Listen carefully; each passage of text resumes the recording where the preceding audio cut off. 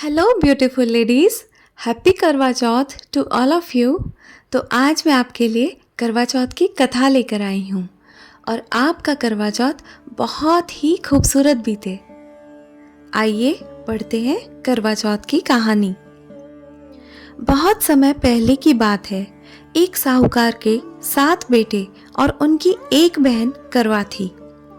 सभी 7 भाई अपनी बहन से बहुत प्यार करते थे, यहाँ तक कि वे पहले उसे खाना खिलाते और बाद में स्वयं खाते थे। एक बार उनकी बहन ससुराल से मायके आई हुई थी। शाम को भाई जब अपना व्यवसाय बंद कर घर आए तो देखा उनकी बहन बहुत व्याकुल थी। सभी भाई खाना खाने बैठे और अपनी बहन से भी खाने का आग्रह करने लगे, लेकिन बहन ने बताया कि आज उसका करवा चौथ का निर्जल व्रत है और वह खाना सिर्फ चंद्रमा को देखकर उसे अर्घ देकर ही खा सकती है। चूंकि चंद्रमा अभी तक निकला नहीं था, इसलिए वह भूख प्यास से व्याकुल हो उठी। इसके बाद भाई अपनी बहन को बताता है कि चांद निकल आया है, तुम उसे अर्घ देने के बाद भोजन कर सकती हो। बहन खुशी के मारे सीढ़ियों पर चढ़कर चांद को देखती है, उसे अर्घ देकर खाना खाने बैठती है। वो पहला टुकड़ा मुंह में डालने लगती है तो उसे छींक आ जाती है।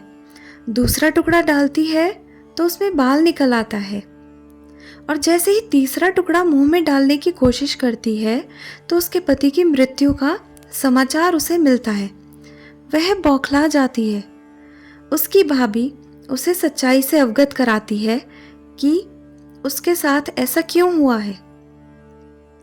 करवा चौथ का व्रत गलत तरीके से टूटने के कारण देवता उससे नाराज हो गए हैं और उन्होंने ऐसा किया है।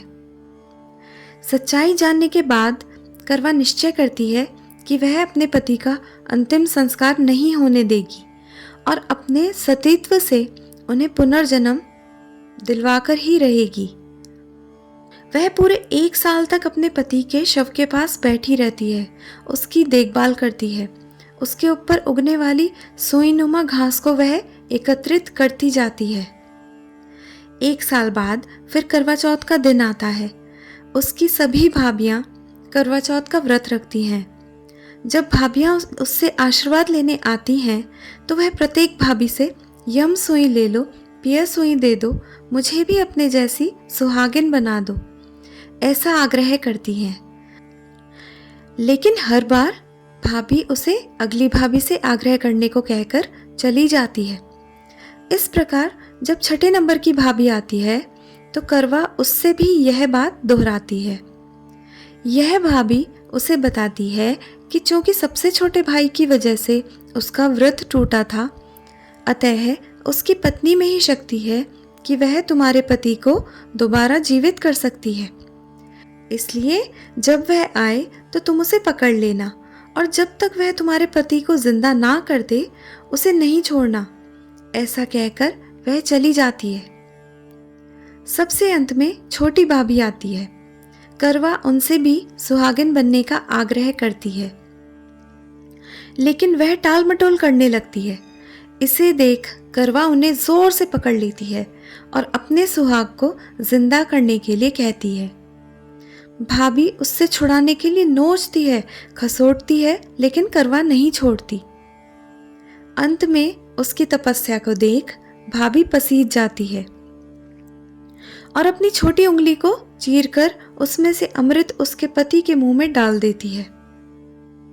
करवा का पति तुरंत श्री गणेश कहता उठ जाता है।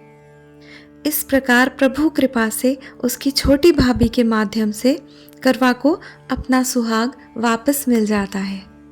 हे श्री गणेश, माँ गौरी, जिस प्रकार करवा को चिर सुहागन का वरदान आपसे मिला है, वैसे ही आप सभी सुहागिनों पर कृपा करें और ये वरदान आप सभी सुहागिनों को दें। जय गणेश देवा, जय गौरी मैया, जय करवा चौथ माता।